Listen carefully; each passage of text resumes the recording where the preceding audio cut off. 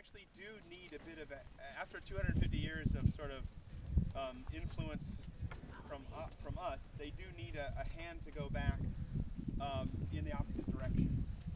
And I just look at it as sort of energy input. We sort of have, you know, put a lot of energy towards pasture and row crop and production of crop, you know, crops and stuff.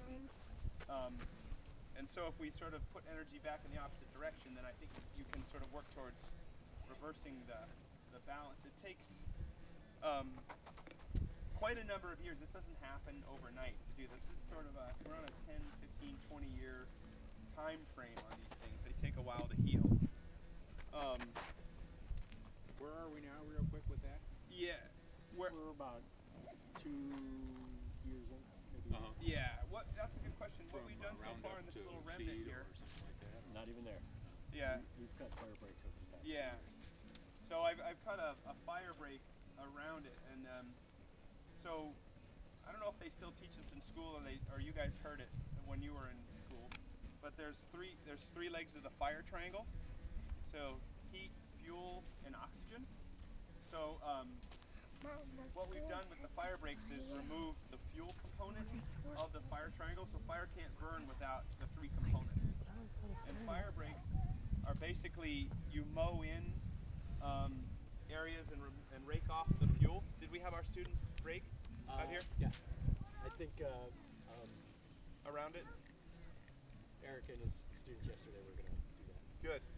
And so we came in and we simply mowed with a mower that can handle thick grass and thick little shrubs and stuff. And then we raked it. Mom, and then once you get it down to sort of just a green grass and sort of small amount of green grass, this is basically, fire doesn't go through this right here. This is almost like asphalt. And so what we have is a fire break all the way around it. And that's going to allow the fire to stop. And that's what we've done so far, is we've cut up, and we've also done some mechanical thinning in the Prairie unit. Prairie basically is treeless. That's sort of a definition of Prairie, is it doesn't have trees on there. They're the occasional lone oaks or lone cottonwoods, hence the name like lone tree. You know, the trees used to be actually fairly significant and markers for pioneers, because there were so few of them. I'm just going to sort of weave a tale that's sort of circuitous and winds all over the place and no path. But what you're seeing behind you is an area. This area here in Iowa was sort of mixed forest, mixed prairie, mixed savanna, which is that it's an area between prairie and forest, sort of some trees. And what you see behind you is an infilling of bottomland forest into an area that used to be savanna or forest or some prairie, when we had a mixture all in the park. It's actually very overgrown and very unhealthy. You get a lot of erosion in there. You get suppression of your wildflowers, and it's sort of converting to what we think of as maybe an eastern deciduous forest. You know, if you've been out east and you've just walked in the forest out there, it's kind of similar to that, and it's sort of moving away from what Iowa was, which was roughly 85% prairie and some forest, to a solid stand, like something you'd find back east. So we're again going to reverse the course of that. And one of the tools that I'm going to use, I'm going to go back to the fire triangle, is this thing, which is sort of inappropriately named. It's called a flapper or swatter. But typically you don't flap or swat with it, because that tends to spread fire out. And then pretty soon you've got little spot fires around your legs. You know, you don't want that. It's more, it should be called like a swabber or a squelcher. Typically, because what we do on the line is we swab the fire. And this is, again, we're sort of removing the oxygen from the fire. So if this, for example, is a little flame, I typically come across and I just sort of let it sit for a little bit. I smother it and I move on. And that's sort of puts it out and creates some black there. And typically what we want to do is we want to ring the unit, the burn unit, with some some black. Black is, again, going back to the fire triangle, you remove one of the legs of the fire triangle by removing the fuel.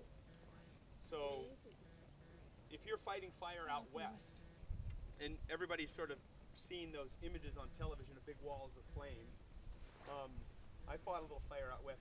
One of the things they say is the black area is the safe area. So if you're typically when you're doing a fire out west, you're thinking a lot more about safety zones, and one of the safety zones is the black. And what that means is it's an area that the fire is not going to typically reburn through, and that's what we're actually doing when we're burning. Is we're sort of creating some black using this tool here, and then once we get some black developed, that's basically again like asphalt. And then we're going to continue to ring fire around the burn unit until we ring fire all the way around it. And it's basically, we'll walk it over here. It's a little rectangle, and the fire sort of tends to burn inwards, sort of like a closing fist. And so the heat of the fire is sort of drawn towards the center, away from people and away from the edges. It's called a ring fire method, and it's sort of typically what we do in Iowa. It's one of the safest methods. So, gosh, I've talked a lot, and I'm sort of talking about a lot of different things. Maybe I'll go back to tools. So this is called a flapper swatter, and the proper way to do that is to sort of do this. This is a drip torch. David, would you come over here? Yep. Hold on. David's my employee, and he's going to be my sort of #1 helper here. David, that's everybody. That's David. This is a drip torch, and it has a gas oil mixture in it. And this is what I actually start the fire with. It sort of lights this out, and I drip fire down with this thing. It's slinging fire or dripping fire, stringing fire, and it kind of is a tool to start the fire. And you'll see me use that. We'll do a test fire in the beginning where we practice all this stuff before the fire we actually start the whole procedure.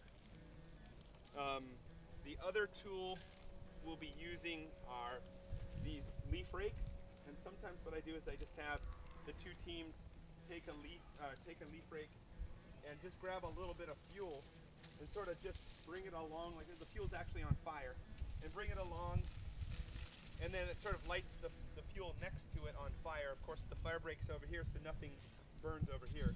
And we just sort of walk around the unit, again, ringing the thing with fire so it can close in on itself. Any questions at this point? Is that making sense? Yeah?